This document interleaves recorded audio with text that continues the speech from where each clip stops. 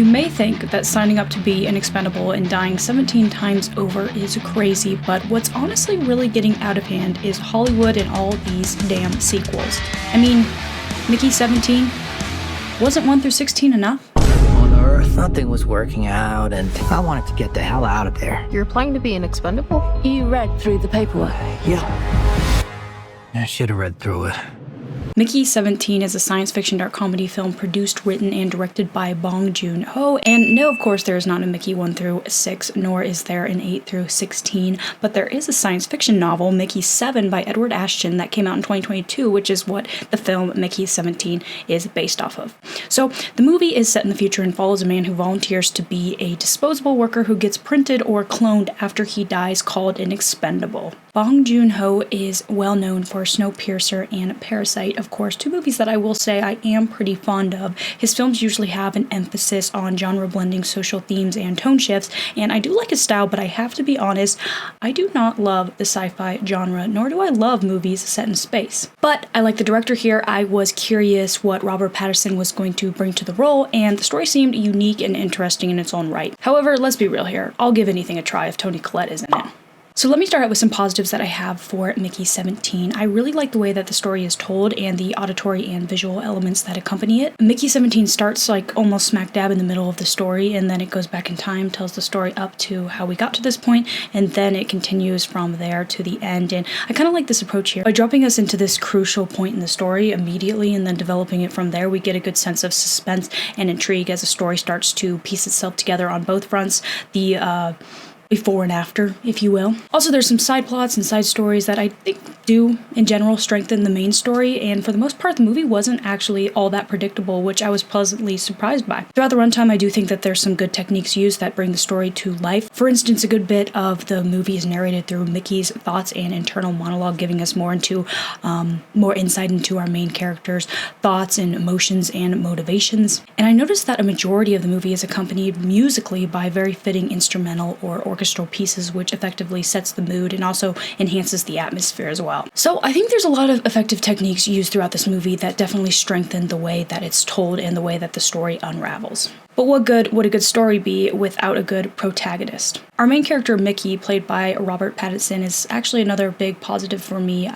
Mickey's kind of an interesting character. He is kind of an oddball, a little bit shy and guarded, and constantly gets used as a doormat. I mean, after all, he is an expendable and definitely acts like one. You actually kind of feel quite bad for him throughout the movie, but I think that Robert Pattinson is really great in the role. Just from his inflections in his voice to his mannerisms and his facial expressions and really just his look in general, I think he really embodies the role, and after seeing the film, I really couldn't imagine anybody else playing it other than him. Another strong performance for me, of course, is Toni Collette, but also Mark Ruffalo, who plays a couple. They play like this sort of couple that's just absurd and arrogant and pompous, and I found some of their antics kind of silly. And there's like this kind of really random side plot. Well, maybe not like a side plot, but like kind of the character personality where Toni Collette's character has this like obsession with sauces, and it's like so absurd. Like, what the f*** was that? Okay, I'll take it.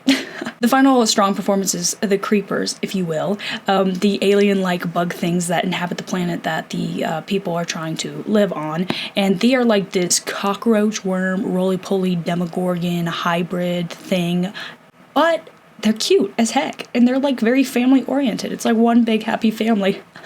So I actually just really enjoyed these creatures throughout. I thought that they were kind of fun. There was also some relatable moments that I just have to note here that made me laugh a little bit. There's a part where Mickey's getting his food in the cafeteria, and he goes like 7 calories over what he's allowed to have, and the whole space turns red, and it's like, beep, beep, beep, you are 7 calories over. And I couldn't help but thinking, like, if I was in that situation, yeah, I'd be buzzed at all day, every day, all the time. It wouldn't be 7 calories over. It would be like hundreds over.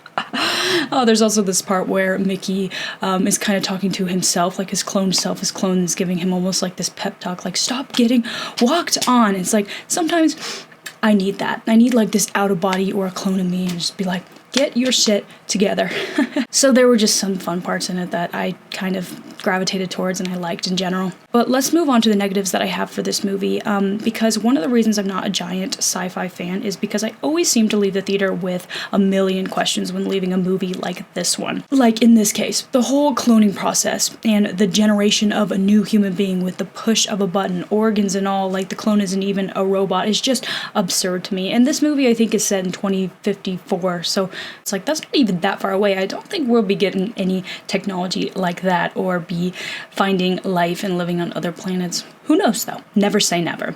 But I found that just to be absurd. And I know it's sci-fi, I know it's for the story, but it's like just printing someone out over and over. Like sometimes I'm just such a concrete thinker, so sometimes these sci-fi movies are like I see right through it. But I'll put that one aside for a minute and talk about some of the things that I think were a little bit unrealistic. So I was kind of surprised by some of the reactions of some of the characters. So when Mickey volunteers to be an expendable, everybody is shocked, like, really? You want to do this job? You want to die over and over and over? Like he's the only one that wants to do it. And I feel like, am I wrong here? But I feel like that would actually be such a competitive spot. And I think you're only allowed like one expendable per mission or whatever. And I feel like everyone would want it. Hear me out. Like, the amount of people that would want to be immortal or know what it's like to die or, you know, never die or just be printed out, I feel like is endless. And you're not going to tell me that there wouldn't be some narcissist that wants to die over and over and over in order to get a cure to a disease and be like, I died over and over for this cause, this was me.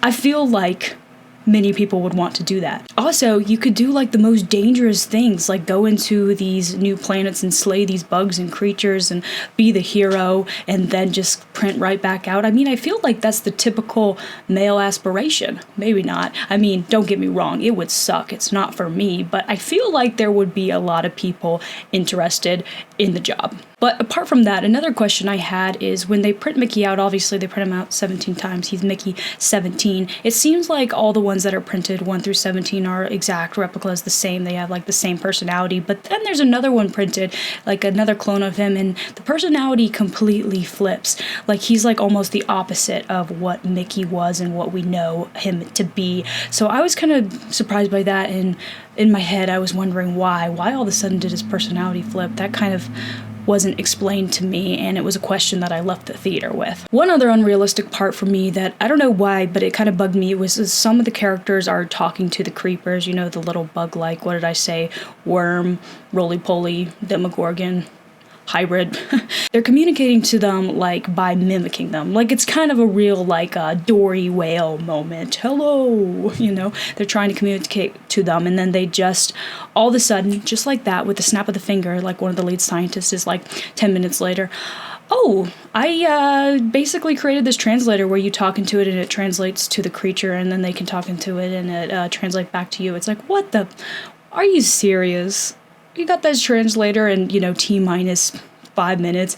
Come on, I didn't buy it. So, you know, a little thing, but something that I was like, come on. And this is what we always get with sci-fi. And it also is kind of goes into the same camp as being frustrating because it's almost too convenient. It's like, that was way too convenient, because that's kind of how they end up, how the movie kind of comes to a close with the communicate and blah, blah, blah, blah, and the final conflict, whatever. So, I don't know, felt a little convenient, felt a little unrealistic.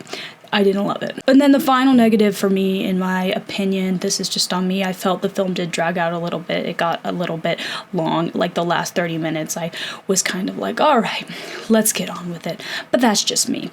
But overall, guys, I enjoyed this movie in general. It was entertaining. I really like Bong Joon-ho's approach here. I like the way the story is told. I like the lead performance and also the supporting characters too. The soundtrack was really nice and definitely added to the overall atmosphere and the mood. The general plot was intriguing and interesting. However, I felt like I left with a lot of questions.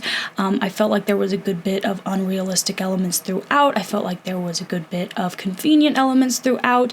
And I felt like it started to drag on a little bit towards the end. I think I'm going to give this one a 3.5 out of 5. Sci-fi and space set movies are not usually my favorite, so keep that in mind. But in general, I was entertained and I thought that it was good for what it was. But let's see what the general consensus is. This is always fun, because I haven't looked yet. I have a feeling that people really are digging this one, but let's see. Oh, interesting. Okay. I'm kind of with everybody. It's obviously polarizing more 5s than 1s. 3.3 average rating, 79% Rotten Tomatoes. So let's see what we got. 73% popcorn meter for the audience. Okay, so it's kind of in the average category, it looks like the general consensus is, and that's kind of where I put it too. But I will say, if you like sci-fi, I think that you will love this one. And it's action-packed, and it's quite unique in my opinion. I think from a directing perspective, it's really well done. And Robert Pattinson makes a great lead. So I wouldn't say this is a must-see in the theaters, but definitely don't miss it. Definitely check it out this year. I think that it is pretty decent for what it is, and I think that if you like sci-fi, I think you'll love it. That being said, for me, I think I'm good with the 17 Mickeys we already got. I don't think I need any more. But what did you guys think? Did you guys like Mickey 17? Have you seen it yet? Do you agree? Do you disagree? I would love to hear your thoughts. Let me know, and thank you for watching, and catch me next time. Peace.